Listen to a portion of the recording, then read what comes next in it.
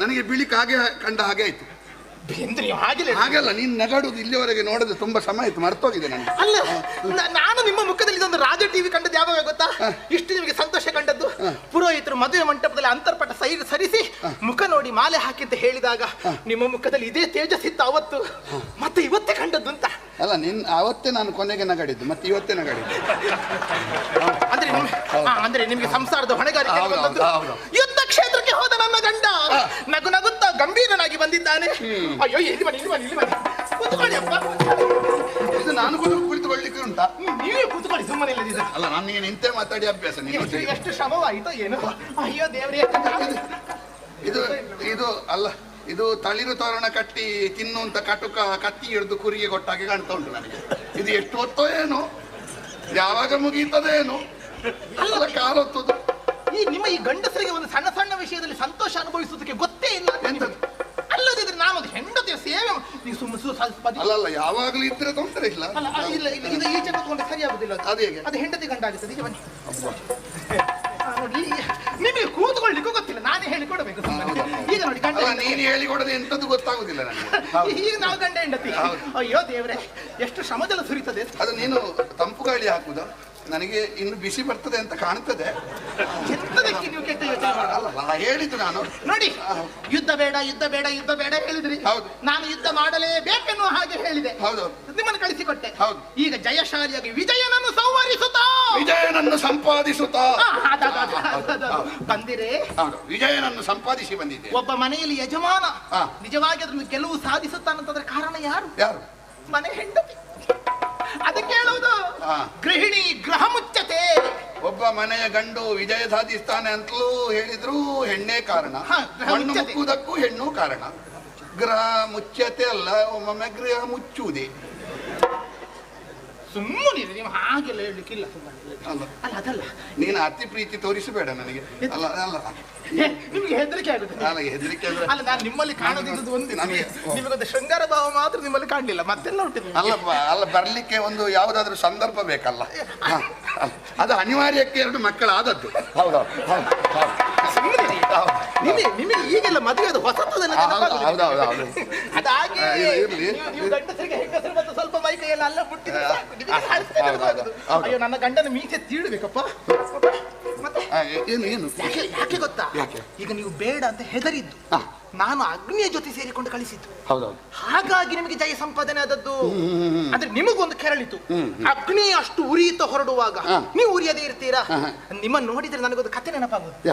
ಆನೆಯ ಕತೆ ನೋಡುವ, ಕೇಳುವ. ಸದಾ ಕಾಲ ಯುದ್ಧದಲ್ಲಿ ಗಂಡಾನೆಯ ಗಂಡಾನೆಯ ನಿಮ್ಮ ಅದೇ ನೀವು ತಪ್ಪುದು. ಒಂದು ಆನೆ ನೀನು ಹೇಳುವಾಗ ಕೇಳಿದ್ದು ನಾನು. ಒಂದು ಆನೆ. ನೀನು ಯಾವಾಗಲೂ ಸ್ತ್ರೀವಾದ ಮಾತಾಡುವವಳಲ್ವಾ? ಸುಮ್ಮನೆ ನೀವು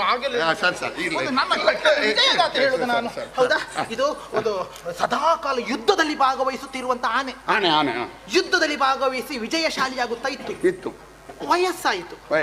ಮುದಿಯಾದ ಆನೆಯ ಮೇಲೆ ರಾಜನಿಗೆ ಬಹಳ ಪ್ರೀತಿ. ಲಾಯದಲ್ಲಿ ಕಟ್ಟಿ ಸಾಕುತ್ತಾ ಇದ್ದ. ಪ್ರೀತಿಯಿಂದ ಸಾಕುತ್ತಾ ಇದ್ದ. ಮೊದಲು ಬಹಳ ಕೆಲಸ ಮಾಡಿದೆ ಅಂತ. ಒಮ್ಮೆ ಸ್ನಾನಕ್ಕಾಗಿ ಕೆರೆಗೆ ಕೊಂಡು ಹೋದಾಗ ಈ ಆನೆ ಕೆಸರಲ್ಲಿ ಹೂತೋಯ್ತಂತೆ. ಏನು ಮಾಡಿದ್ರು ಆನೆಗೆ ಮೇಲೆ ಬರ್ಲಿಕ್ಕೆ ಆಗುದಿಲ್ಲ. ಮುದಿಯ ಆನೆ. ಎಷ್ಟು ಎಳೆದ್ರು ಆನೆ ಮೇಲೆ ಬರ್ತಾ ಇಲ್ಲ. ಮಹಾರಾಜ ದುಃಖಿಸಿದ. ಆಗ ಚತುರನಾದ ಮಂತ್ರಿ ಉಪಾಯ ಹೇಳಿದ. ಈ ತಕ್ಷಣದಲ್ಲಿ ರಣಕಹಳೆಯನ್ನು ಮೊಳಗಿಸಿ ಬೇರೆ ನಗಾರಿಗಳು ಬಾರಿಸಲ್ಪಡಲಿ ಎಂದು. ಆ ಕಡೆಯಿಂದ ಶಂಖಧ್ವನಿ ಕಹಳೆ ಕೇಳಿತಾ ಇಲ್ವಾ? ಆನೆಗನ್ನಿಸಿತು ಎಲ್ಲೋ ಯುದ್ಧವಾಗುತ್ತದೆ, ನನ್ನ ಅನಿವಾರ್ಯತೆ ಉಂಟು, ನಾ ಭಾಗವಹಿಸಬೇಕೆನ್ನುವ ಹಾಗೆ ತನ್ನ ಅಂತಸತ್ವವನ್ನೆಲ್ಲವನ್ನು ಕ್ರೋಢೀಕರಿಸಿ ತಾನಾಗಿ ಕೆಸರಿನಿಂದ ಮೇಲೆ ಬಂತಂತೆ. ಆ ರೀತಿ ಇದು ಭಯ ಎನ್ನುವಂತ ಕೆಸರಿನಿಂದ ಮೇಲೆ ಬಂದ ಆನೆ. ಅಲ್ಲ, ಈ ಕತೆ ಬೇಡ ಇತ್ತ ಅಂತ ನನ್ನನ್ನು ಮುದಿ ಆನೆ ಮಾಡಿ ಅಂದ್ರೆ ಒಂದು ಉಪಮೆ ನನ್ನ ಪೌರುಷ ವಾಕ್ಯಗಳೆನ್ನುವಂತ ಶಂಖಧ್ವನಿ, ಅಳಿಯನ ಒಂದು ವೀರಾವೇಶ, ಇದರಲ್ಲಿ ನಿಮ್ಗೆ ಸಾಧಾರಣದ ಶಂಕ ಅಲ್ಲ, ಅದು ಮೂರು ಲೋಕ ನಡಗಬೇಕು ನಿನ್ನ ಶಂಕಕ್ಕೆ. ಹೌದಾ? ಏನೇ ಇರಲಿ, ಇದಕ್ಕೆ ಒಂದು ಬಾಣದಿಂದ ಅರ್ಜುನ ಸತ್ತದ್ದ ಅಥವಾ ನೀವೇ ಕೊಂದದ್ದ ಅಥವಾ ಅಗ್ನಿ ಕೊಂದದ್ದ? ಯಾರು ಅರ್ಜುನ ಸತ್ತದೇಗೆ? ನನಗೆ ಬಹಳಷ್ಟು ವರ್ಷಗಳ ನಂತರ ನಿನ್ನೊಂದಿಗೆ ಅನುಭವಿಸಿದ ಒಂದು ಸುಖ ಇದು ಇವತ್ತಿರ್ಲಿ, ನಾಳೆ ಹೇಳ್ತೇನೆ ವಿಷಯ. ಅಂದ್ರೆ ನಾನು ಅಂದ್ರೆ ಸ್ವಲ್ಪ ಹೊತ್ತಾದ್ರೂ ಇರ್ಲಿ ಅಂತ ಇವತ್ತು ಹೇಳಿದ್ರೆ ಅಲ್ಲ. ಸುಮ್ಮನೆ ನೀವು ಇವತ್ತು ವಿಷಯ ಹೇಳಿದ್ರೆ ನಾವು ರಾತ್ರಿ ಪ್ರಥಮ ರಾತ್ರಿ ಮಾಡುವ, ಅದೆಲ್ಲ ಯೋಚನೆ ಮಾಡಬೇಡಿ. ಅಲ್ಲ, ಇನ್ನು ತುಂಬಾ ಸಮಯ ಆಯ್ತಲ್ಲ, ಪ್ರಥಮ ಆಗ್ಬೇಕಷ್ಟೇ. ಹೌದು, ಇರ್ಲಿ, ಅದಿರ್ಲಿ. ಅಲ್ಲ, ಅದಿರ್ಲಿ. ಇದು ಇವತ್ತು ಹೇಳಬೇಕು, ನಾಳೆ ಹೇಳಿದ್ರೆ ಸಾಕು. ಈಗ ಇದು ಎಂಥದ್ದು ಎಂತ ರಣದ ವಾರ್ತೆಗಳು ರಮ್ಯವಾಗುತ್ತದೆ ಅದು ಕೇಳಲಿಕ್ಕೆ ಮಾತ್ರ, ನೋಡ್ಲಿಕ್ಕೆ ಅಲ್ಲ. ಅದೇ ಅದೇ ನನಗೆ ಅದು ಕುತೂಹಲ ಆಗುತ್ತದೆ. ಕಥಾ ರಮ್ಯ. ಇದು ಹೋದೆ ಅಲ್ಲ, ನಾನು ಹೋದದ್ದು ನನಗಿಂತ ಮೊದಲೇ ಅಗ್ನಿ ಉರಿದವು. ಏನು ಉರಿದ? ಪಾಂಡವರ ಶಿಬಿರವನ್ನು ಉರಿಸುವುದಕ್ಕೆ ತೊಡಗಿದ. ಪಾಂಡವರ ಶಿಬಿರವನ್ನು ಉರಿಸುವುದಲ್ವಾ? ಮಹಾನಾಯಕನಾದಂತ ಅರ್ಜುನನಿಗೆ ತಲೆಬಿಸಿ ಆರಂಭ ಆಯ್ತು. ಕಂಗೆಟ್ಟ ಬಿಲ್ಲುಬಣ ಕೆಳಗೆ ಹಾಕಿದ. ಆಗಬೇಕು ಅವನಿಗೆ ಬೇರೆ ಊರಿಗೆಲ್ಲ ಹೋಗಿ ತಲೆ ಎತ್ತಿ ತಿರುಗಾಡಿದಾಗಿತ್ತ ಮಾಡಿಕೊಂಡಿದ್ದಾನೆ. ಆಯ್ತಾ? ನಮ್ಮಲ್ಲಿ ಎಷ್ಟಿದೆ ಗೊತ್ತಿಲ್ಲ ಅವನಿಗೆ. ಹೌದು, ಅಲ್ಲ ಅವನಲ್ಲಿ ಎಷ್ಟುಂಟು ಅಂತ ಮತ್ತೆ ಗೊತ್ತಾಯ್ತು. ಅಲ್ಲ, ಏನಿದ್ರು ಕಂಗೆಟ್ಟನಲ್ಲ, ಅಲ್ಲಿಗೆ ಕೈ ಮುಗಿದ. ನಾನು ಮತ್ತೆ ಸುಮ್ಮನೆ ಅಗ್ನಿಗೆ ಅಷ್ಟು ಬೈದದ್ದು. ಅಷ್ಟು ಕೆಲವು ಹುಡುಗರಿಗೆ ಅಷ್ಟು ಬೈಯದಿದ್ರೆ ಕೆಲಸವೇ ಮಾಡುದಿಲ್ಲ, ಅದಕ್ಕೆ ಅವನಿಗೆ ಅಷ್ಟು ಹೇಳಿ ಕಳಿಸಿದ್ದು ನಾನು.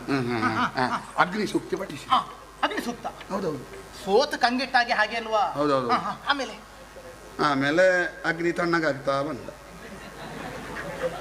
ಉರಿದು ತಣ್ಣಗಾಗ್ತಾ ಬಂತು. ಅಲ್ಲ, ಅಗ್ನಿ ನೀವಿದ್ರಲ್ಲ, ಅಗ್ನಿ ತಣ್ಣಗಾಗುವಾಗ ಅರ್ಜುನ ನೀವು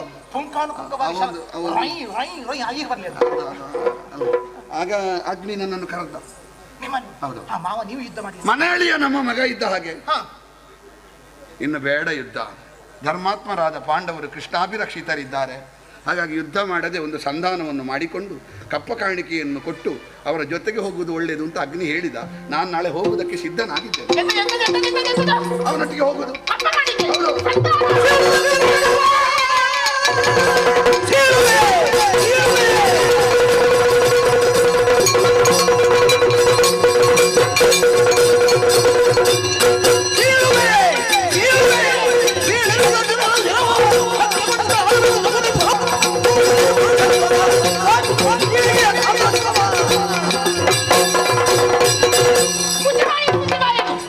ಅರ್ಜುನನ ಹೆಣತಲೆಯನ್ನು ಸೀಳದೆ ಅವನ ತಲೆ ಹಾರಿಸದೆ ಈಗ ನಾಚಿಕೆಟ್ಟು ಬಂದಿದ್ದೀರಾ?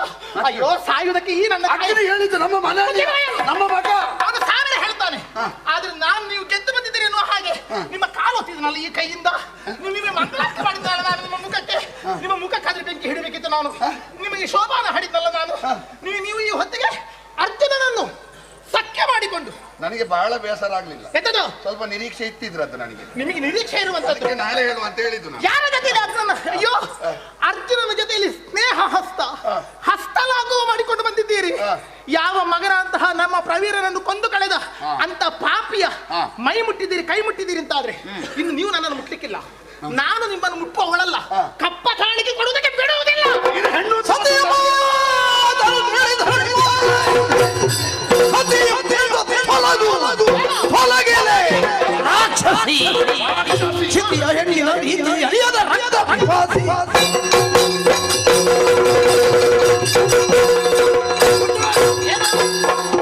ಅಭ್ಯಾಸ ಆಗಿದೆ ಅಲ್ವಾ? ನೀನು ಹೆಣ್ಣು ಅಂತ ನಿನಗೆ ತಲೆಯಲ್ಲಿ ಉಂಟಾ? ನಿನ್ನದೊಂದು ಹಾರಾಟವೇ, ನಿನ್ನದೊಂದು ಅಭಿನಯವೇ. ಶೂರ್ಪನಕ್ಕಿ ತಾಟಕಿ ಎಲ್ಲ ಮಣ್ಣು ತಿಂದು ಹೋದ್ರು ನಿನ್ನ ಮುಂದೆ. ಹೋಗ್ಲಿ ಅಪ್ಪ, ನೀನೊಂದು ಹಾರಾಟ ಮಾಡುವುದೇ ನಿನಗೆ ತಲೆಯಲ್ಲಿ. ನಿನಗೆ ಎಂತದ್ದು? ಅಗ್ನಿ ಒಲೆಯಲ್ಲಿ ಉರಿಬೇಕು. ಮತ್ತೆ ಎಂತದ್ದು? ಸಮುದ್ರ ಒಳಗಿರ್ಬೇಕು, ಹಾವು ಹುತ್ತದೊಳಗಿರ್ಬೇಕು. ಮನೆಯಲ್ಲಿರುವ ಹೆಣ್ಣಿನ ಸ್ವರ ಮಾಡಿ ಕೇಳಬಾರ್ದು ಅಂತ ಅದು ಗೊತ್ತಿಲ್ವಾ ನಿನಗೆ? ಮತ್ತೊಬ್ಬರಿಗೆ ಉಪದೇಶ ಮಾಡ್ತೀವಿ, ನಿನ್ನದು ನಿನಗೆ ಗೊತ್ತಿಲ್ಲ. ಗೊತ್ತುಂಟು, ಗಂಡು ಕೋಳಿಯೇ ಕೂಗಬೇಕು, ಹೆಣ್ಣು ಕೋಳಿ ಕೂಗಬಾರದು. ಆದ್ರೆ ಏನು ಮಾಡುದು, ನಮ್ಮಲ್ಲಿ ಗಂಡು ಕೋಳಿ ಚಂಡು ಕೋಳಿ ಹಾಗೆ ಕೂರಿದ್ರೆ ಎಂತ ಮಾಡುದು? ಈಗ ಹೆಣ್ಣು ಕೋಳಿ ಕೂಗುತ್ತದೆ. ಅದು ಹೀಗೆ ಇದ್ರು ಹೆಣ್ಣು ಕೋಳಿ ಕೂಗಿದ್ರೆ ಅದಕ್ಕೆ ನಿಜವಾಗಿ ಏನು ಕ್ರಮ ಗೊತ್ತುಂಟು? ಕತ್ತಿಸಿಕೆ ಮಾಡಿ ಆ ಕಡೆ ಬಿಸಾಡು. ಹಾಗೆ ಮಾಡು. ನೀನು ನಿನ್ನನ್ನು ಕೂಗ್ಲಿಕ್ಕೆ ಬಿಟ್ಟದ್ದೇ ಹೆಚ್ಚಾಯ್ತು. ನೀನು ಹೆಣ್ಣ, ನೀನು ಮತ್ತೆ ಮದುವೆ ಇಷ್ಟು 2 ಮಕ್ಕಳು ಪಡೆಯುವ ಗೊತ್ತಿಲ್ವಾ ನಾನು ಹೆಣ್ಣಲ್ವಾ ಅಂತ ಹೇಳಿ? ಅಲ್ಲ, ಹೆಣ್ಣು ಅಂತ ಹೇಳಿದ್ರೆ ಬರೇ ಮಕ್ಕಳನ್ನು ಪಡೆದಲ್ಲಿ ಹೆಣ್ಣಾಗುದಲ್ಲ, ಸ್ವಲ್ಪ ಆದ್ರೆ ಹೆಣ್ತನ ಬೇಕು. ಆ ಹೆಣ್ತನ ನಿನ್ನಲ್ಲಿ ಉಂಟಾ? ಗಂಡತನವನ್ನು ಮಾಡಿದ್ರಲ್ಲ ನೀವು, ಹೂಳಿದ್ರೆ ಪುರುಷತ್ವ. ಗಿಡದ ಬುಡದಲ್ಲಿ ಬೇರೆ ಇರ್ಬೇಕು, ತಲೆಯಲ್ಲಿ ಹೂವಿರ್ಬೇಕು. ಬುಡದಲ್ಲಿ ಹೂವಿದ್ದು ತಲೆಯಲ್ಲಿ ಬೇರಾದ್ರೆ ಪ್ರಕೃತಿಗೆ ವಿರೋಧ. ವಿಕೃತಿಯನ್ನು ತೋರಿಸುವ ರಾಕ್ಷಸಿ ಹೆಣ್ಣಲ್ಲದ ರೀತಿಯಲ್ಲಿ ಮಾತಾಡಿದ್ರೆ ಇನ್ನು ಮೊದಲ ಆಗಲ್ಲ. ನನ್ನ ಕೈ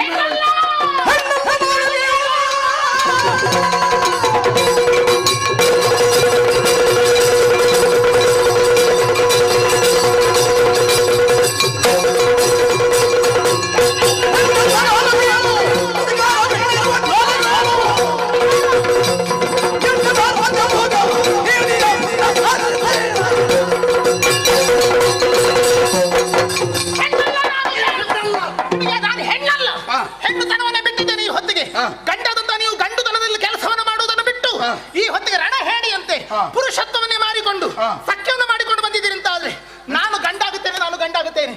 ಈ ಹೊತ್ತಿಗೆ ನಾನೇ ರಣಚಂಡಿಯಂತೆ, ಪ್ರಳಯ ಭೈರವಿಯಂತೆ ಗಂಡುಡಿಗೆಯನ್ನು ಧರಿಸಿಕೊಂಡು ರಣಚಂಡಿಯಾಗಿ ರಣಕ್ಷೇತ್ರಕ್ಕೆ ಧುಮುಕಿ ಅರ್ಜುನನ ತಲೆಯನ್ನು ನಾಕಡಿದ್ದೇನೆ.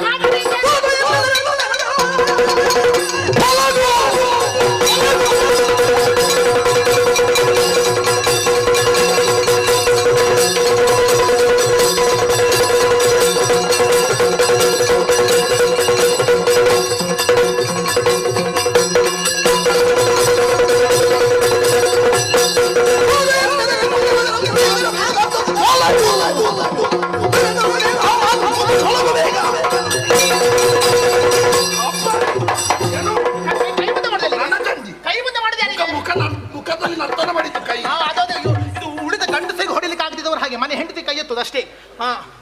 ಯಾರೆಲ್ಲ ಆಗ್ತಿದ್ರೆ ಮನೆ ಹೆಂಡತಿಯಲ್ಲಿ ಕೂಡುದಿಲ್ಲ.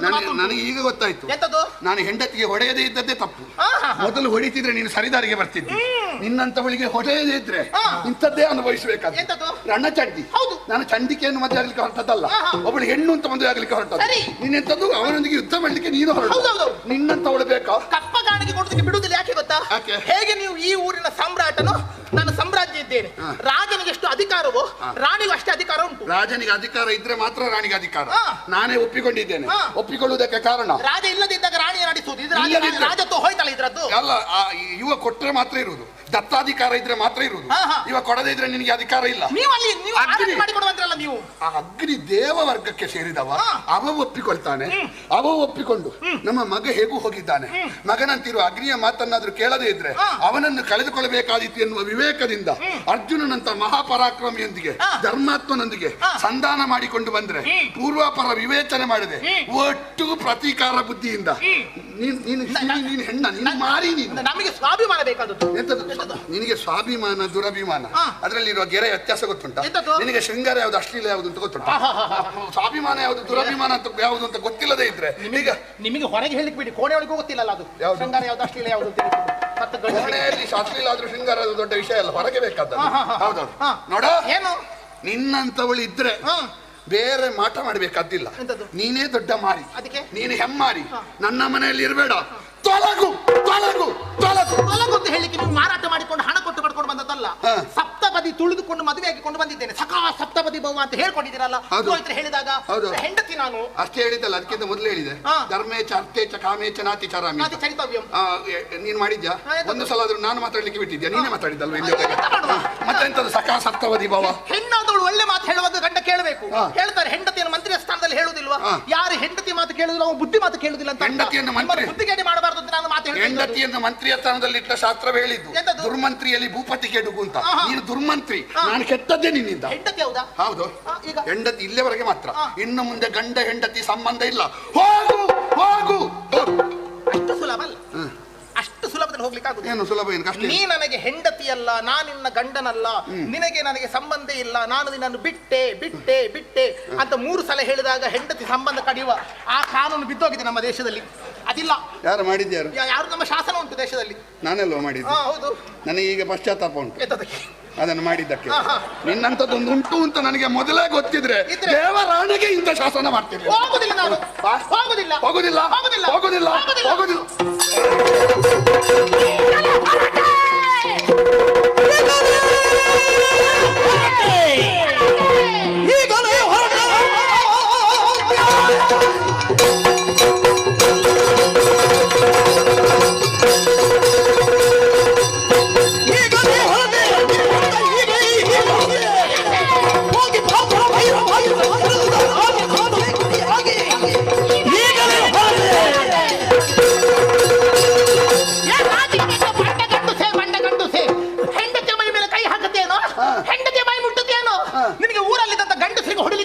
ಈಗ ಸಕ ಸಪ್ತಪದಿ ಭಾವ ಇಲ್ವಾ?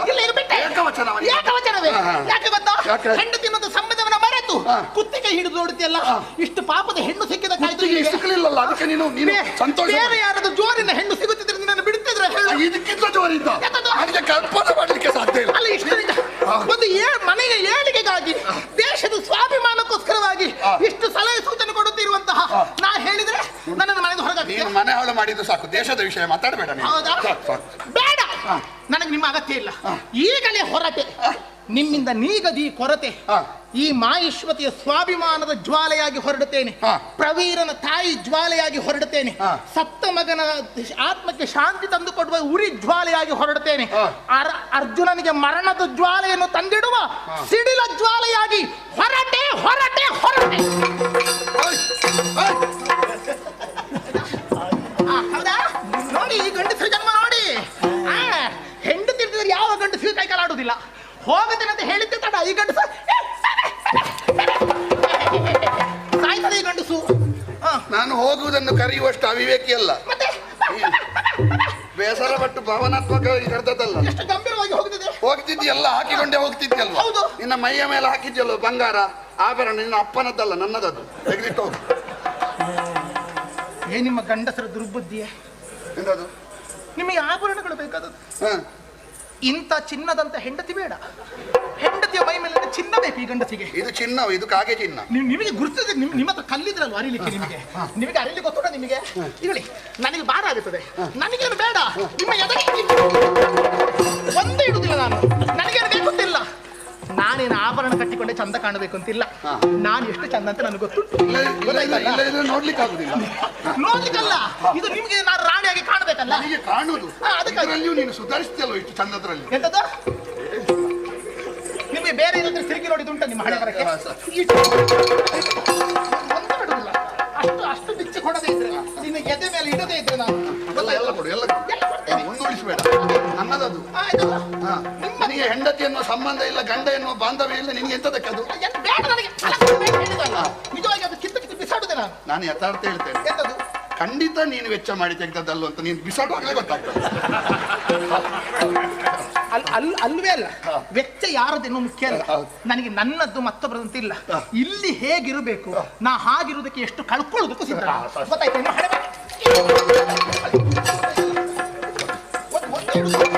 ಎಳಿತೇನೆ ಉಂಟದ. ಗೊತ್ತಾಯ್ತಲ್ಲ? ಇನ್ನೊಂದು ಕೊಡ್ತೇನೆ ನಿಮಗೆ. ಇದು ಕೈಯ ಬಳೆ. ನಿಜವಾಗಿ ಅದು ಮರ್ಯಾದಸ್ಥರ ಮನೆಯಲ್ಲಿ ಇದು ಹೋಗು ಅಂತ ಹೇಳುವುದಕ್ಕಿಂತ ಹೆಚ್ಚು ಬಿಚ್ಚುವುದಕ್ಕೆ ಹೊತ್ತಾಗ್ತದ. ಸಂಬಂಧ ಕಟ್ಕೊಂಡು ಹೋಗಿ ಇಟ್ಕೊಂಡು ಹೋಗುದಲ್ಲ.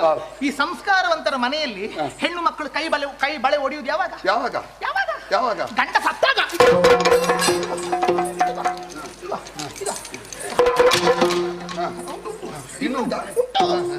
ನನಗೆ ಬೇಡ. ನನಗೆ ನಾನು ಹೇಳಿದ್ನಲ್ಲ, ಇದು ಕಿವಿಯೋಲೆ. ನಿಜವಾಗಿ ಆದ್ರೂ ಒಂದು ನಿಜವಾದ ಮುತ್ತೈದೆಯ ಕಿವಿಯೋಲೆ, ಅದಳು ಮುತ್ತೈತಾನೆ ದ್ಯೋತಕ ಕಳಚಿತಾ ಇದ್ದೇನೆ ನಾನು. ಹೌದಾ? ಯಾಕೆ ಬೈತಲೆ? ಮದುವೆ ಆದ ಮೇಲೆ ಬೋಳಾದ ಬೈತಲೆ ಕಾಣಬಾರ್ದಂದ್ರೆ ಒಂದ ಸಿಂಧೂರದಿಂದ ಮುಚ್ಚಿಕೊಳ್ಬೇಕು, ಅಂದ್ರೆ ಆಭರಣ ಆದ್ರೆ ಕಟ್ಟಿಕೊಳ್ಬೇಕು. ಈ ಕಳಿಸಿದೆ ನಾನು. ಕೊಡ್ತೇನೆ ನಿನಗೆ. ಹೇಗೆ ಕೊಡ್ತೇನೆ? ನನ್ಗೆ ಗೊತ್ತಾಯ್ತು ಏನು ಯಾಕೆ ಕೈ ನೀಡಿ ನೀನು ಮತ್ತೆ ಮತ್ತೆ ಇದನ್ನು ಕೊಡು ಕೊಡು ಕೊಡು ಕೊಡು ಅಂತ ಕೇಳು. ಅಪ್ಪ ಸತ್ತರೆ 6 ತಿಂಗಳು ದುಃಖ. ಅಮ್ಮ ಸತ್ತರೆ ವರ್ಷಾಂತಿಕ ಆಗುವ ತನಕ ದುಃಖ.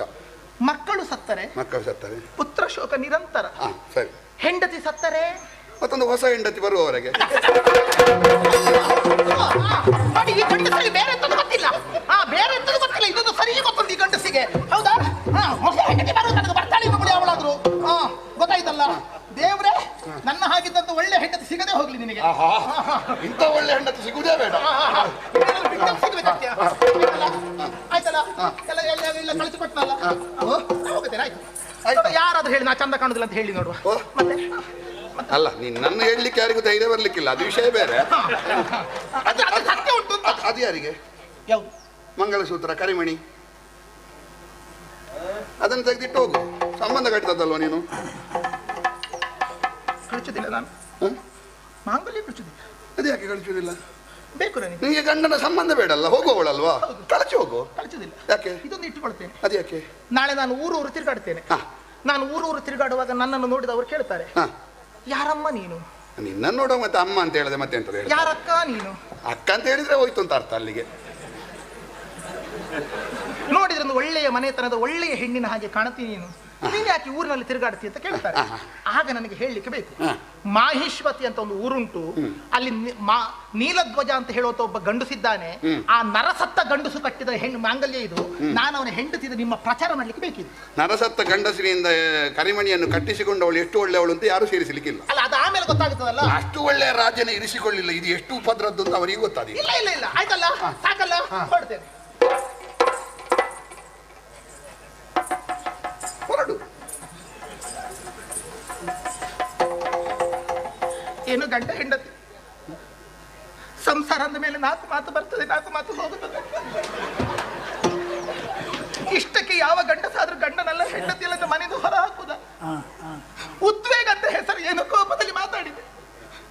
ದಮ್ಮಯ್ಯ, ನನ್ನನ್ನು ಬಿಟ್ಟು ಬಿಡಬೇಡಿ, ನಾನು ನಿಮ್ಮ ಜೊತೆ ಇರ್ತೇನೆ, ಇಟ್ಟುಕೊಳ್ಳಿ ಅಂತ ಕೇಳುದಿಲ್ಲ. ನೋಡಿ ಹೇಗೆ ಅಲ್ಲೇ ಧ್ವನಿ ತಗ್ಗಿಸಿದಾಗ ಕೈ ಸಾಯುದಿಲ್ಲ. ಈ ಗಂಡಸರ ಆಸೆ ಹೆಂಗಸರು ಸ್ವಲ್ಪ ಧ್ವನಿ ತಗ್ಗಿಸಿ ಮಾತಾಡಿದ್ರೆ ಹೋಯ್ತು ಇವ್ರದ್ದು ಪೂರ. ನೀನು ವಿಪರೀತ ಕಲ್ಪನೆ ಮಾಡಬೇಡ. ಮತ್ತೆ ಹೀಗೆ ಮಾಡಿದ್ದು ಹೀಗೆ ಮಾಡಿದ್ದು ನೀನನ್ನು ಅಪ್ಪಿಕೊಳ್ಳಿಕ್ಕೆಲ್ಲ. ಮತ್ತೆಂತದ್ದು? ನಿನಗೊಂದು ಕತೆ ಹೇಳ್ತೇನೆ, ಆನೆಯ ಕತೆ ಹೇಳಿದ ಹಾಗೆ. ಹೌದಾ? ಒಬ್ಬ ಬಿಳಿ ಕುದುರೆ 4 ಕುದುರೆ ಕಟ್ಟಿದ ರಥ ಕಂಡ್ರೆ ಮನೆಯೊಳಗೆ ಓಡ್ತಾ ಇತ್ತಂತೆ. ಯಾಕೆ ಅಂತ ಒಬ್ಬ ಕೇಳಿದ ಅವನ ಮಿತ್ರ. ನನಗೆ ಅದನ್ನು ನೋಡಿದ್ರೆ ತಲೆ ಬಿಸಿ ಆಗ್ತದೆ, ಅಂತ ರಥದಲ್ಲೇ ನನ್ನ ಹೆಂಡತಿಯನ್ನೊಬ್ಬ ಹಾರಿಸಿಕೊಂಡು ಹೋದದ್ದು ಅಂತ. ಆಗ ಇವು ಹೇಳಿದಂತೆ, ಬೇಸರ ಮಾಡಬೇಡ, ಒಂದಲ್ಲ ಒಂದು ದಿವಸ ಬಂದಾಳು, ನನಗೆ ಹೆದರಿಕೆ ಆಗುದೇ ಅದು, ಮತ್ತೆ ಯಾವಾಗ ಬಿಡ್ತಾನೆ ಅಂತ ಹೆದರಿಕೆ ಆಗುದು, ಅದಕ್ಕೆ ಒಳಗೆ ಹೋಗುದು. ನಾನು ಬರ್ತೀಯ ಅಂತ ಹೆದರಿಕೆಯಿಂದ ಈಗ ಇಲ್ಲಿ ಬರುದು ಬೇಡ ಅಂತ ಹೇಳಿ ಬರುದಿಲ್ಲ ಅಂತ ಹೇಳಿದ್ಯಲ್ವಾ? ನನ್ನ ಪುಣ್ಯ. ಬರುದಿಲ್ಲ, ಹೊರಡ್ತೇನೆ, ಹೋಗಿ ಬರ್ತೇನೆ, ಸಾಕು ಈ ಮಹೇಶ್ವತಿ. ಆಗ ನೋಡು, ಈ ಊರಲ್ಲಿದ್ದವರಿಗೆ ನಾನು ಹೋಗಬೇಕಂತ ಎಷ್ಟು ಆಸೆ, ಚಪ್ಪಳೆ ಹಾಕುತ್ತಾರೆ. ಇಟ್ಟುಕೊಳ್ಳಿ, ಈ ಗಂಡು ಜಗದಿಸಿ ಇಟ್ಟುಕೊಳ್ಳಿ ನೀವು ರಾಜ್ಯ ಆಡಳಿತ. ನಿಜವಾಗಿಯೂ 12 ರಾಶಿಯ ನಿಜವಾಗಿ ಪರಿಚಯ ಆಗಬೇಕಾ? ನೀವು ಜಾತಕ ಜ್ಯೋತಿಷ್ಯ ಕೇಳೋದು ಬೇಡ, ಇಂಥದ್ದನ್ನು ಒಂದನ್ನು ಮದುವೆ ಆದರೆ ಆಯ್ತು. ಮೊದಲಿಗೆ ನಾವು ಮದುವೆ ಆಗುವ ಮೊದಲು ಬಸವನಾಗಿ ವೃಷಭದಾಗಿ ತಿರುಗುತ್ತಾ ಇರ್ತೇವೆ. ಕನ್ಯೆಯೊಬ್ಬಳನ್ನು ಮದುವೆಯಾಗಿ ಮಿಥುನ, ಹೊರಗಡೆ ನಾವು ಸಿಂಹ, ಒಳಗೆ ತುಲಾದಲ್ಲಿ ತೂಗಿ ಆಡುವ ಮಾತುಗಳಿಗೆ ನಾವು ಕುಂಭದೊಳಗೆ ಇಟ್ಟ ಮೀನ. ಇವಳ ಮಾತೆನ್ನುವ ಧನುವಿನಿಂದ ಷರತ್ತಾಗುವುದು ನಮ್ಮ ಎದೆಗೆ. ಅವಳ ಮಕರ ಕಂಬನಿಗೆ ನಾವು ಮೇಷ, ಆಡಿನ ಹಾಗೆ ತಲ ಅಲ್ಲಾಡಿಸುವುದು. 10 ರಾಶಿ ಆಯ್ತು, 2 ರಾಶಿ ಉಳಿದಿದೆ. ಬಂಗಾರ ಬೇಕು, ಸೀರೆ ಬೇಕು, ಬಂಗಾರ ಬೇಕು, ಸೀರೆ ಬೇಕು. ನಮ್ಮ ಸಂಪತ್ತಿಗೆ ಆಗಾಗ ಕಟಕ ವೃಶ್ಚಿಕ, ಕಟಕ ವೃಶ್ಚಿಕ. ಇಂಥ ಒಂದು ಹೆಂಡತಿ, ಇದು ಊರಿನವರಿಗೆ ಒಂದು ಪಾಠ. ಯಾವತ್ತೂ ಕೂಡ ಮದುವೆ ಆಗುವಾಗ, ಮದುವೆ ಆದ ದಿನದಿಂದಲೇ ನಿಯಂತ್ರಣ ಮಾಡಲಿಕ್ಕೆ ತೊಡಗಿದ್ರೆ ಆಯ್ದೀತು. ಇಲ್ಲದ್ರೆ ತಲೆಮೀರಿ ಏರಿದನ್ನು ನಿಯಂತ್ರಣ ಮಾಡಬೇಕಾದ್ರೆ ಇಷ್ಟು ಕಷ್ಟ ಅನುಭವಿಸಬೇಕಾಗ್ತದೆ. ಒಂದು ಧೈರ್ಯ ಉಂಟು, ಇವಳು ಬಿಟ್ಟು ಹೋದ ಮೇಲೆ ನನಗೆ ಹೆಣ್ಣು ಕೊಡುವರು ಸಾಲುಗಟ್ಟಿ ನಿಂತಾರು, ಹೋದದ್ದು ಹೋಗಲಿ.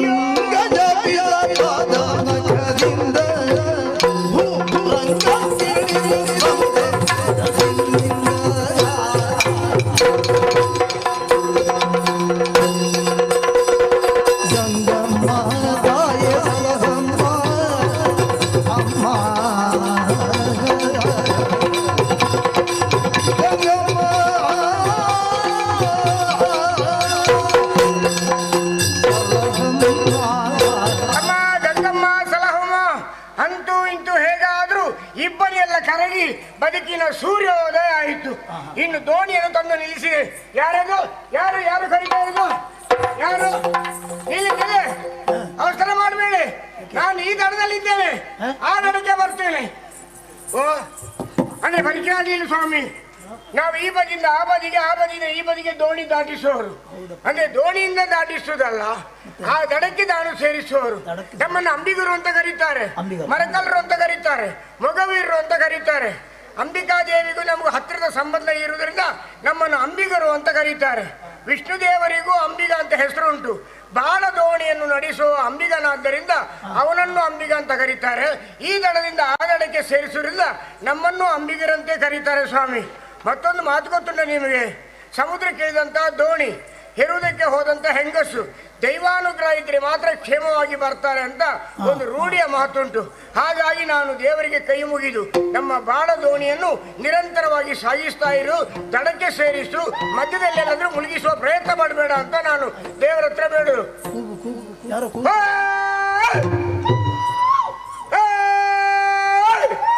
ಬಂದೆ ಬಂದೆ ಬಂದೆ ಬಂದೆ. ಯಾರಲ್ಲಿ ಓ ಅಂತ ಹೇಳಿದ್ದು?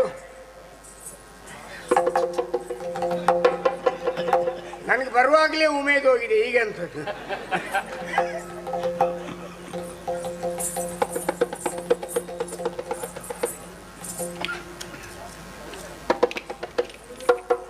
ಬಾಯಿ ಬರುದಿಲ್ವೇನಾ? ಯಾರ ಹತ್ರ ಕೇಳೋದು? ನಿನ್ನ ಹತ್ರ. ಮತ್ತೆ ಆಗ ಹೀಗೆ ಮಾಡಿದ್ಯಾ ಅಭಿನಯ? ನೇರವಾಗಿ ಬಂದು ಮಾತಾಡ್ಬೋದಿತ್ತಲ್ಲ. ನಿನ್ನ ಹತ್ರ ಎಲ್ಲ ಮಾತಾಡೋ ಸಣ್ಣದಲ್ಲ ನಾ. ಯಬ್ಬ ಅದು ಜೀವ ನೋಡುವಾಗಲೇ ಗೊತ್ತಾಗ್ತದೆ ಎಲ್ಲದರಲ್ಲಿಯೂ. ಹೌದೌದು. ಮತ್ತೆ ಆ ಜೀವಕ್ಕೂ ಈ ಜೀವಕ್ಕೂ ಹೊಂದಾಣಿಕೆ ಆಗ್ತದ. ಎಷ್ಟೆಷ್ಟು ದೋಣಿ ಎಷ್ಟೆಷ್ಟ ಎಷ್ಟೆಷ್ಟು ದೋಣಿ ದೋಣಿ ಮಾರ್ತಾರಂತ ಹೇಳಿದವ್ರು ಯಾರು? ದೋಣಿ ಮಾರಾಟ ಕೇಳಿದ್ದಲ್ಲ, ನೀ ದೋಣಿ ಹೌದಾ? ನಾನು ದೋಣಿ ಅಲ್ಲ, ನನ್ನ ನೋಡುವಾಗ ದೋಣಿಯನ್ನು ನೋಡಿದಾಗ ಆಗ್ತದ. ದೋಣಿಯಲ್ಲಿ ನಾನಲ್ಲಿ ನೀ ಯಾವ ಶುಂಠಿ ಶುಭ್ರ ಏನಾಗಿರು ನನಗೆ ಅದಲ್ಲ. ನಾನು ಶುಂಠಿ ಶುಭ್ರ ಎಂತ ಶುಂಠಿ ಆದ್ರೂ ಕಪ ಗಟ್ಟಿ ಆದ್ರೆ ಗಂಟ್ಲಿಗೆ ಒಳ್ಳೆದಾಗ್ತದೆ ಕಷಾಯ ಮಾಡ್ಲಿಕ್ಕೆ. ದೋಣಿ ನಡೆಸುವ ಹೌದಾ? ಅದಕ್ಕೆ ನೀನು ದೋಣಿ ಅಂತ ಹೇಳಿದ್ದು. ಮೊನ್ನೆ ಯಾರೋ ಮೆಣಸು ಇಟ್ಕೊಂಡು ಹೋಗ್ತಿದ್ದ. ಏ ಮೆಣಸ ಇಲ್ಲಿ ಬಾ ಅನ್ನ. ಮೆಣಸು ಬರ್ತದ? ಬರುದಿಲ್ಲ. ಮೆಣಸು ಮಾರಲು ಬರ್ಬೇಕು. ನೀವು ಕಟ್ಟಿಗೆ ಹಿಡ್ಕೊಂಡು ಹೋಗ್ತಿದ್ರೆ ಕಟ್ಟಿಗೆ ಇಲ್ಲಿ ಅಂತ ಕರೆಯುವುದಿಲ್ಲ. ನಿನ್ನ ಕುಲ ಗೊತ್ತ ನನಗೆ ಬೇಡ. ಕಟ್ಟಿಗೆ ಕಟ್ಟಿಗೆ ಕೊನೆಗೆ ಬರ್ತದ. ಈಗ ಈ ದೋಣಿ ನಡೆಸಿ ನೀನಲ್ಲ? ಹೌದು. ಎಷ್ಟು ಎಷ್ಟು ದೋಣಿಗೆ ಎಷ್ಟು? ದೋಣಿಗೆ ಎಷ್ಟಲ್ಲ ದಾಟಿಸಿದ್ರೆ ನಾನು ಬೇರೆಯವರಿಗೆ ಹೆಚ್ಚು ಹೇಳುವುದಿಲ್ಲ, ನಿನಗೆ ಕಮ್ಮಿ ಹೇಳುವುದಿಲ್ಲ. ಯಾವಾಗಲೂ ಕೊಡುವಷ್ಟನ್ನೇ ಕೊಟ್ಟರೆ ಆಯ್ತು. ಹೌದಾ? ಈಗ ಮತ್ತೊಂದು, ನೀ ಎಲ್ಲರನ್ನು ಸೇರಿಸಿಕೊಂಡು ಹೋಗುದಾ? ಹೌದೌದು, ಎಲ್ಲರನ್ನು ಒಬ್ಬೊಬ್ಬರನ್ನು ನಾನು ಸೇರಿಸುವುದಿಲ್ಲ. ಒಂದು 10-15 ಜನ ಬಂದಾದ್ಮೇಲೆ ದೋಣಿಯನ್ನು ಬಿಡುದು ನಾನು. ಇಲ್ಲ ಇಲ್ಲ, ನಾನು ಒಬ್ಬಳೇ, ಬೇರೆಯವರು ಬರುದಿಲ್ಲ. ಒಬ್ಬ ನಾನು 10 ಜನರಿಗೆ ಆಗುವಷ್ಟು ಒಬ್ಬಳೇ ಬಾರ ಹೇಳಿದಲ್ಲಿ ನೀ 10-15 ಜನ ಕೊಡುವಷ್ಟು ನಾನು ಒಬ್ಬಳೇ ಕೊಡ್ತೇನೆ. ನನ್ನ ಒಬ್ಬಳನ್ನೇ ಕರ್ಕೊಂಡು ಹೋಗ್ಬೇಕು. ಅದಕ್ಕೆ ಮಾತ್ರವೇ ಅಲ್ಲ, ದೋಣಿಯನ್ನು ಚೆನ್ನಾಗಿ ಒರೆಸಬೇಕು. ನಮಗೆ ಜನ ಬರ್ದಿದ್ರೆ ನಾವು ಬೇರೆ ಯಾವ್ದು ಕೆಲಸ ಇಲ್ಲ. ಇದೇ ನಮ್ಮ ವಾಹನ ಒರೆಸ್ತಾ ಇರುದು ನಾವು. ಅಲ್ಲ ಅದಲ್ಲ, ಒಳಗಡೆ ನೀರುಂಟಲ್ಲ ದೋಣಿ ಒಳಗಡೆ. ಹೌದು. ಆ ದೋಣಿ ಒಳಗಡೆಗೂ ನೀರನ್ನು ಒರೆಸಬೇಕು. ಅಂದರೆ ಒಂದಿಷ್ಟು ನೀರು ನನ್ನ ದೇಹವನ್ನು ತಾಗದಂತೆ ಈ ನದಿಯಿಂದ ನನ್ನನ್ನು ಆಚೆ ದಾಟಿಸಬೇಕು. ಅಂದ್ರೆ ದೋಣಿಯನ್ನು ನಾನು ಹೊತ್ಕೊಂಡಿ ಅದ್ರ ಮೇಲೆ ಕೂರಿಸುದು, ಏನು ಹೊಯ್ಗೆ ಮೇಲೆ ಹೇಳ್ಕೊಂಡು ಹೋಗುದ ನಾನು? ಎಲ್ಲಿ ಚೊರೆ ಹೆಂಗ್ಸ ಮಾರ್ರೆ ಇದೊಂದು. ನಿನಗೆ ಮತ್ತೊಬ್ಬರದೆಲ್ಲ ಗೊತ್ತಾಗ್ತದಲ್ಲ? ಹೌದು. ಬಹುತೇಕ ನಿನಗೆ ಬೇರೆಯವರು ಹೇಳೋದು ಗೊತ್ತಾಗುದಿಲ್ಲ ಕಾಣ್ತದೆ. ಅಲ್ಲ, ಬೇರೆಯವರು ಹೇಳುದು ಅಂತ ಹೇಳಿದ್ರೆ ದೋಣಿಗೆ ನೀರು ತಾಗದೆ. ನೀವು ಮನೆಯಲ್ಲಿ ಸ್ನಾನ ಮಾಡುದು ನೀರಲ್ಲಿ ಅಲ್ವಾ? ನೀರಲ್ಲಿ. ಮುಖ ತೊಳೆಯುದು ನೀರಲ್ಲಿ ಅಲ್ವಾ? ನೀರಲ್ಲಿ. ಬೇರೆ ಕಾರ್ಯಕ್ರಮಕ್ಕೆ ಉಪಯೋಗಿಸುದು ನೀರನ್ನೇ ಅಲ್ವಾ? ಕುಡಿಯುವುದು ನೀರನ್ನೇ ಅಲ್ಲ, ಹೇಳಿದ್ ನಾನು. ಎಲ್ಲದಕ್ಕೂ ನೀರು ಬೇಕಾಗುವಾಗ ದೋಣಿಯಲ್ಲಿ ನೀರು ತಾಗಬಾರ್ದು ಅಂತ ಹೇಳಿದ್ರೆ ಒಂದು ಅರ್ಥ ಉಂಟು ಇದಕ್ಕೆ. ಬೇರೆ ನೀರುಗಳಾಗುತ್ತದೆ. ಇದು ಯಾವ್ದು? ಇದು ಗಂಗಾ ನದಿ. ಗಂಗಾ ನದಿ ನೀರನ್ನು ನಾನು ಮುಟ್ಟುವವಳಲ್ಲ. ಏನು ಮಾತಾಡ್ತೀಯಮ್ಮ? ಇದು ಕೊಳಕು ಗಂಗೆ. ಯಾರು ಹೇಳಿದ್ರು? ಗಂಗೆ ಅಂತ ದೋಷ ಮತ್ತೊಂದಿಲ್ಲ. ಈ ಗಂಗೆಯನ್ನು ನಾನು ಮುಟ್ಟುವುದಿಲ್ಲ. ಎಂತೆಂತ ಋಷಿಮುನಿಗಳು ಬಂದು ಗಂಗೆಯಲ್ಲಿ ಸ್ನಾನ ಮಾಡಿ ಹೋಗ್ತಾರೆ. ಪರಮ ಪಾವನೆ ಆದಂತ ಗಂಗೆಯ ಬಗ್ಗೆ ಅದೇನು ನಿನ್ಗೆ ಗೊತ್ತಮ್ಮ? ಜನ್ಮ ಜನ್ಮಾಂತರದಲ್ಲಿ ಮಾಡಿದಂತ ಪಾಪ ನಿವಾರಣೆಗೆ ಬೇಕಾಗಿ ಇಲ್ಲಿ ಸ್ನಾನ ಮಾಡ್ಲಿಕ್ಕೆ ಬರ್ತಾರೆ. ಅದರಲ್ಲಿ ಗಂಗೆಯ ಒಂದು ಬಿಂದು ಜಲ ಸೋಕಿದರೆ ಜೀವನದಲ್ಲಿ ಮಾಡಿದ ಪಾಪ ನಿವಾರಣೆ ಆಗ್ತದೆ ಅಂತೇಳಿ ಋಷಿಮುನಿಗಳಿದ್ದಾರೆ. ಎಷ್ಟು ಜನ ಬೆಳಗಾತ ಬಂದು ಬಟ್ಟೆ ಸಹಿತ ಪುಳುಕ್ಕ ಹಾರೋದುಂಟು. ಬೆಳಿಗ್ಗೆ ನಾನು ಅವರನ್ನು ಎತ್ತಿ ಮೇಲೆ ಹಾಕುದು, ಅವು ಮತ್ತೆ ಪುಳುಕ್ಕ ಹಾರುದು. ಕೊನೆಗೆ ನಮಗೆ ಜಗಳ ಅದು ಉಂಟು. ನೀ ಸಾಲಿ ಹೋಗ್ತಿಯಲ್ಲ ಪುಣ್ಯಾತ್ಮ ಅಂತ ನಾನು ಜೋರ್ ಮಾಡುವಾಗ, ಇಲ್ಲ ನಾನು ಗಂಗಾ ಸ್ನಾನಕ್ಕೆ ಹಾರಿದ್ದೆ ಅಂತ ಹೇಳಿ ನಮ್ಮ ಹತ್ರ ಜಗಳ ಮಾಡಿದವರಿದ್ದಾರೆ. ಸಚೇಲ ಸ್ನಾನ. ಹೌದು, ನಾನು ಅದೇ ಹೇಳ್ತಾ ಇರುವುದಲ್ಲ. ಕುಚೇಲ ಸ್ನಾನ ಅಲ್ಲ, ಸಚೇಲ ಸ್ನಾನ. ಅದೇ ಕುಚೇಲ, ನೀನು ಕುಚೇಲ. ಅಂದರೆ ಈ ದೋಷಕಾರಳಾದಂತಹ ಅಸ್ಪೃಶ್ಯಳಾದಂತಹ ಪಾಪಿಯಾದ ಗಂಗೆಯನ್ನು ನಾನು ಮುಟ್ಟುವುದಿಲ್ಲ. ಗಂಗೆಯನ್ನು ನಾನು ನನ್ನ ಗಂಗೆ ನೀರು ತಾಗದಾಗೆ ದಾಟಿಸ್ಲಿಕ್ಕೆ ಆಗುತ್ತದ? ನೀರು ತಾಗೆ ಹಾಗಾಗುದಿಲ್ಲ. ದೋಷಿಗಳು ಎಂತ ದೋಷೆ ಮಾಡುವವಳು ಗಂಗೆ? ನಮಗೆ ಬಣ್ಣ ಕೊಡುವುದೇ ಗಂಗೆ, ಪರಮ ಪಾವನೆ ಅಂತ ಗಂಗೆ. ನಾವು ರಾತ್ರಿ ಹಗಲು ಗಂಗೆಯನ್ನು ನೆನಪು ಮಾಡಿಕೊಂಡು ದೋಣಿ ನಿಲ್ಲಿಸು. ಗಂಗೆ ಇಲ್ಲದೆ ನಮ್ಮ ಬದುಕಿದ್ದ ಅಂತ ಗಂಗೆಯನ್ನು ದೂರ್ತಿಯಲ್ಲ ನೀನು. ಒಂದು ಮಾನ ಇದೆ ಈಗ ಮಾಡ್ದ. ನಮ್ಗೆ ಅನ್ನ ಕೊಟ್ಟದ್ದು ಇಷ್ಟು ವರ್ಷ ಗಂಗೆ. ಆ ಗಂಗೆಯನ್ನು ನಿನ್ನಿಂದ ಆಗ್ತದಿಲ್ವ ಹೇಳು? ನನ್ನಿಂದ ಆಗುದಿಲ್ಲ. ನಿನ್ನ ಅಪ್ಪನನ್ನು ಬರ್ಲಿಕ್ಕೆ ಹೇಳ್ತೇನೆ. ಅಪ್ಪ ಅಪ್ಪ ಬನ್ನಿ, ಕೆಳಗೆ ಇಳಿದು ಬನ್ನಿ ಅಮ್ಮ, ಬನ್ನಿ ಅಪ್ಪ. ಹೋದ ವರ್ಷ ನಮ್ಮಪ್ಪ ಸ್ವರ್ಗಸ್ಥರಾಗಿದ್ದಾರೆ. ಬನ್ನಿ, ಇವಳನ್ನೊಮ್ಮೆ ಕರ್ಕೊಂಡೋಗಿ ಬನ್ನಿ ಬನ್ನಿ. ನಿನಗೆ ಜನ್ಮ ಕೊಟ್ಟ ಅಪ್ಪ ಹೇಳಿದಲ್ಲ, ನಿನ್ನ ಜಾತಿಯವರು ಬೇರೆ ಇಲ್ವ ಇಲ್ಲಿ? ನಿನ್ನ ಜಾತಿಯವರನ್ನು ಕರಿಸ್ತೀರಿ ಹೇಳಿದ್ರು. ಇಲ್ಲಿ ನಾನೇ ತಾಂಡೇಲ, ಇಲ್ಲಿ ನನ್ನ ಮಾತನ್ನು ಮೀರಿ ನಡೆಯುವವರು ಯಾರಿಲ್ಲ. ನಿಮ್ಮಲ್ಲಿ ಒಗ್ಗಟ್ಟಿಲ್ಲದಿರಬಹುದು, ನಮ್ಮ ಜಾತಿಯಲ್ಲಿ ಒಗ್ಗಟ್ಟುಂಟು. ಒಬ್ಬ ತಾಂಡೇಲ ಒಂದು ಹೇಳಿದ ಮಾತನ್ನು ಮತ್ತೆ ಮೀರುವುದು ಯಾರಿಲ್ಲ. ಯಾವ ಬೆಸ್ತರು ಮೀರುವುದಿಲ್ಲ. ನನ್ನ ಅಮ್ಮನನ್ನು ದೂರಿದಲ್ಲ, ಗಂಗಾ ಮಾತೆಯನ್ನು ದೂರಿದಲ್ಲ. ಗಂಗೆ ನಿನಗೆ ದೊಡ್ಡವಳಾಗಿರ್ಬೋದು, ನನಗೆ ದೊಡ್ಡವಳಲ್ಲ ಅವಳು. ಚೊರೆ ಹಿಂಸೆ, ಚೊರೆ ಅಂಡೆ ಹಿಂಸೆ. ಎಲ್ಲಿನು ಹೊರಗಿನ ಗಂಡಸತ್ರ ಇಷ್ಟು ಮಾತಾಡಿದವಳು ನೀನು, ಗಂಡನನ್ನು ಏನ್ ಮಾಡ್ತೀನಿ ನೀನು? ನಿನಗೆ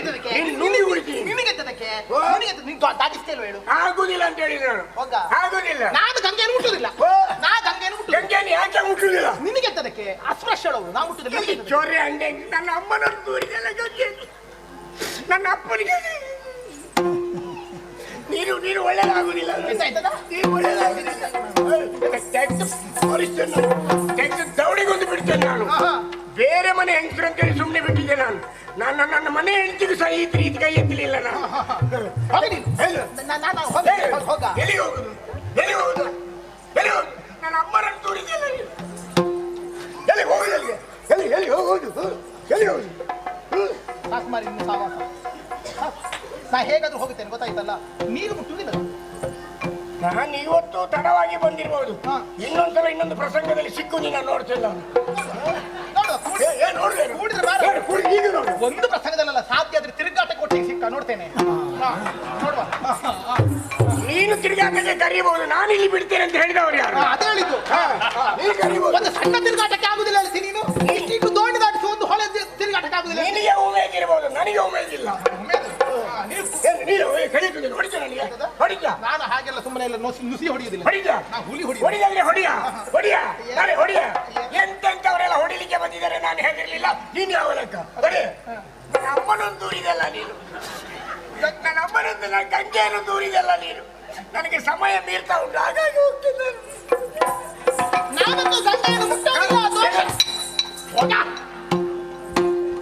ದೋಷಕಾರಣ ದೋಷಕಾರಣ ದೋಷಕಾರಣ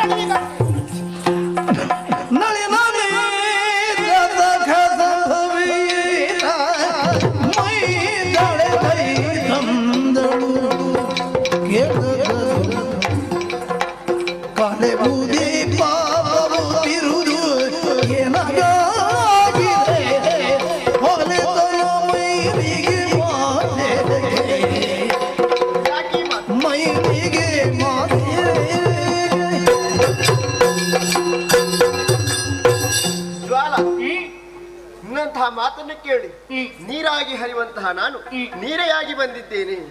ಬರುವುದಕ್ಕೆ ಬರುವಂತಹ ಕಾರಣವು ಏನು? ಮೈಲಿಗೆ ಎಂದು ಎಲ್ಲ ನೀನು ಅಲ್ಲ, ಸರಿಯಾಗಿ ಯೋಚನೆಯನ್ನು ಮಾಡು. ನೀನು ಹರಿಪಾದ ನಗರದಿಂದ ಉದಿಸಿ ಬಂದವಳು ನಾನು. ನನ್ನ ಬಿಂದು ಮಾತ ಸೋಂಕನದಿಂದ ಪವಿತ್ರವನ್ನು ಕಾಣುವುದಕ್ಕೆ ಸಾಧ್ಯ ಉಂಟು. ಸಾಮಾನ್ಯ ಅಂಬಿಗನಾದ್ರೂ ನನ್ನ ಯೋಗ್ಯತೆ ಅರಿತುಕೊಂಡಿದ್ದಾನೆ. ಅಂತದ್ರಲ್ಲಿ ನೀನು ನಮಗೆ ತಿಳಿದೇ ಹೋದೆಯಲ್ಲ. ನೀನು ಪಾವನೆಯಾಗಿರಬಹುದು, ಹರಿಪಾದ ನಗರದಿಂದ ಹುಟ್ಟಿ ಬಂದಿರಬಹುದು, ಆದ್ರೆ ಹೆಣ್ಣಾಗಿ ಕಾಣಿಸಿಕೊಂಡದ್ದು ಹೌದಲ್ಲ. ಖಂಡಿತವಾಗಿ ಬಂಜೆಯರನ್ನು ಮುಟ್ಟಬಾರದು ಎನ್ನುವಂತ ಮಾತುಂಟು.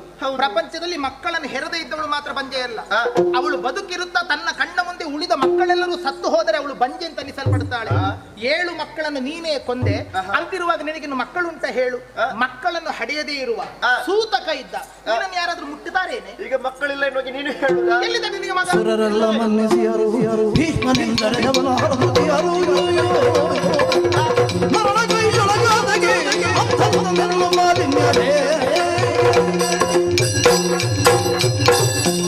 ಮಕ್ಕಳಿಲ್ಲ ಎನ್ನುವ ಹಾಗೆ ನೀನೇ ಹೇಳಬಹುದು.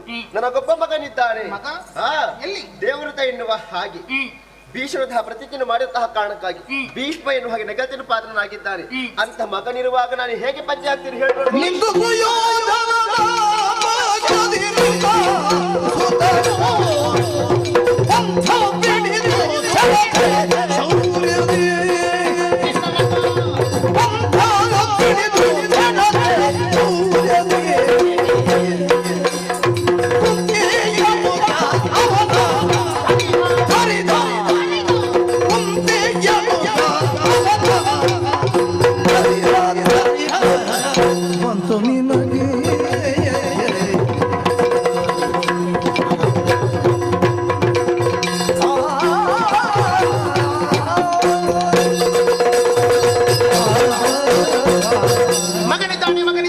ಹಾಗೆ ಹೆಗ್ಗಳಿಕೆಯನ್ನು ಮಾತುಗಳನ್ನು ಆಡುತ್ತಾ ಇರುವೆ. ಭೀಷ್ಮನಿದ್ದಾನೆ. ಎಲ್ಲಿಂದ ನಿನಗೆ ಮಗ ಎನ್ನುವ ಹಾಗೆ ಬೇಕಲ್ಲ? ಯಾಕೆ? ಮಹಾಭಾರತದ ಭೀಷಣವಾದಂತಹ ಯುದ್ಧವೇ ನಡೆದು ಹೋಗಿದೆ.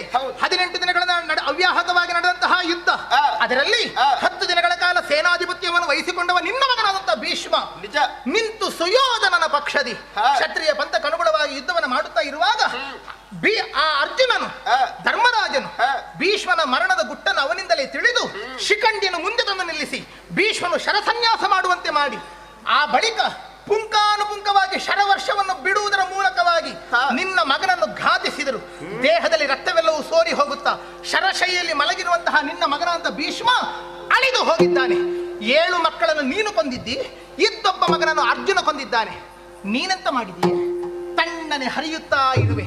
ಮಾನಮರ್ಯಾದೆ ಉಂಟೇನೆ?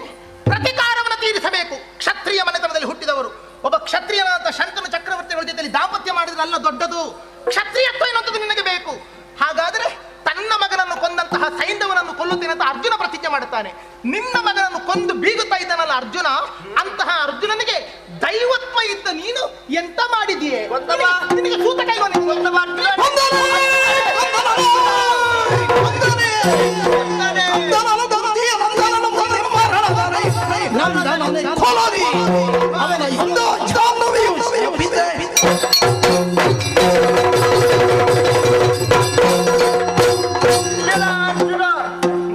ಮಗನ ಸಾವಿಗೆ ಕಾರಣನಾಗಿ ಹೋದೆಯ.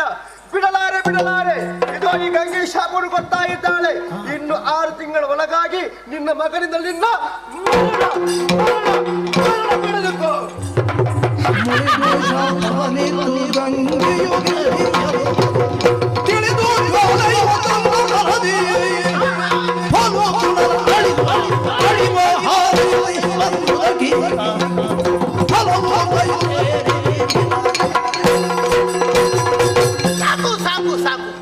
ಹೆಣ್ಣಾದವಳಿಂದ ಏನಾದೀತು, ಹೆಣ್ಣಾದವಳು ಏನು ಮಾಡಿಯಾಳು ಎನ್ನುವ ಹಾಗೆ ತಾತ್ಸಾರ ಮಾಡುತ್ತಿರುವಂತಹ ಪ್ರಪಂಚಕ್ಕೆ ನಾನೊಂದು ಪಾಠವನ್ನು ಕಲಿಸಿದ್ದೇನೆ.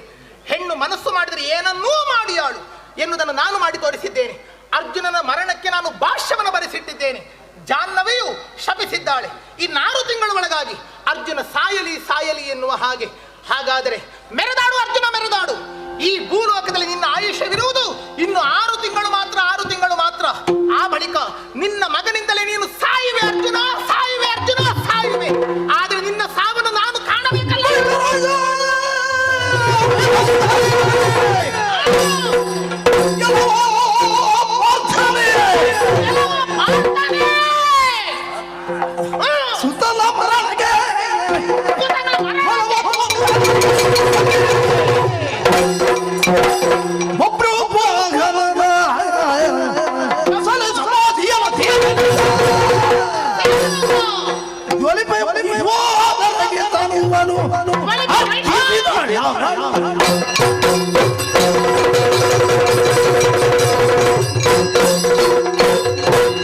ಮೆರೆದಾಡು ಅರ್ಜುನ, ಮೆರೆದಾಡು.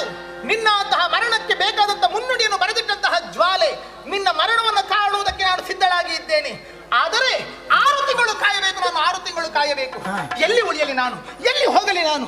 ಗಂಡನ ಮನೆಯನ್ನು ಬಿಟ್ಟು ಬಂದಿದ್ದೇನೆ, ತವರು ಮನೆಯಲ್ಲಿ ನನಗೆ ಆಶ್ರಯವಿಲ್ಲ. ಹಾಗಂತ ಅಲೆದಾಡಿದ್ದೇನೆ. ಆದರೆ ಈ ಹೊತ್ತಿಗೆ ಗಂಗಾ ನದಿಯ ತೀರಕ್ಕೆ ಬಂದಿದ್ದೇನೆ. ತಣ್ಣನೆ ಹರಿಯುತ್ತಿರುವಂತಹ ಶೀತಲವಾದಂತಹ ಗಂಗೆಯನ್ನು ಕೆರಳಿಸುವುದರ ಮುಖೇನವಾಗಿ ಶಾಪವನ್ನು ಕೊಟ್ಟು ನನ್ನ ಸಾಧನೆಯನ್ನು ನಾನು ಮಾಡಿಕೊಂಡಿದ್ದೇನೆ. ನನ್ನ ಒಡಲಾಳದ ಉರಿಜ್ವಾಲೆ ಏನು ಆರುತ್ತಾ ಇರುವುದು ಸತ್ಯ. ಮಗನ ಆತ್ಮಕ್ಕೆ ಶಾಂತಿಯನ್ನು ತಂದುಕೊಟ್ಟಿದ್ದೇನೆ ಎನ್ನುವಂತ ನೆಮ್ಮದಿ ಆಗುತ್ತಿರುವುದು ಸತ್ಯ. ನನ್ನ ಅಂತಹ ಸಾಧನೆಯಲ್ಲ ನಾನು ಆ ಗುರಿ ಮುಟ್ಟಿದ್ದೇನೆ ಎನ್ನುವಂತ ಸಂತೃಪ್ತಿ ನನಗಾಗುತ್ತಿರುವುದು ಸತ್ಯ. ಆದರೆ ಅರ್ಜುನನ ಮರಣವನ್ನು ಕಾಣುವುದಕ್ಕೆ ಕಾಯಬೇಕೆನ್ನುವುದು ಅಷ್ಟೇ ಸತ್ಯ. ಎಲ್ಲಿ ಉಳಿಯುತ್ತೇನೆ? ಈ ದೇಹದಿಂದ ಉಳಿಯಲಾರೆ. ಅಗ್ನಿಗುಂಡವನ್ನು ನಿರ್ಮಾಣ ಮಾಡಿಕೊಳ್ಳುತ್ತೇನೆ, ಬೆಂಕಿಯನ್ನು ಉರಿಸುತ್ತೇನೆ, ಸಂಕಲ್ಪ ಮಾನಸಳಾಗಿ ಈ ಬೆಂಕಿಗೆ ಹಾರುತ್ತೇನೆ, ಅಲ್ಲಿಂದ ಒಂದು ಬಾಣವಾಗಿ ಜಿಗಿಯುತ್ತೇನೆ, ಅರ್ಜುನನ ಮಗನಾದಂತಹ ಬಬ್ರುವಾಹನನ ಬತ್ತಳಿಕೆಯನ್ನು ಸೇರುತ್ತೇನೆ, ಅಲ್ಲಿ ಕಾಲವನ್ನು ಕಾಯುತ್ತೇನೆ, ಅಲ್ಲಿಂದಲೂ ಹಾರುತ್ತೇನೆ, ಅರ್ಜುನನ ಕೊರಳನ್ನು ಕತ್ತರಿಸುತ್ತೇನೆ. ಹೇ ಸಪ್ತಾರ್ಚಿಯೇ, ಹೇ ಅಗ್ನಿದೇವ, ಬೆಂಕಿಯ ಅಳಿಯನಾಗಿ ನನಗೆ ಉಪಕಾರ ಮಾಡಲಿಲ್ಲ.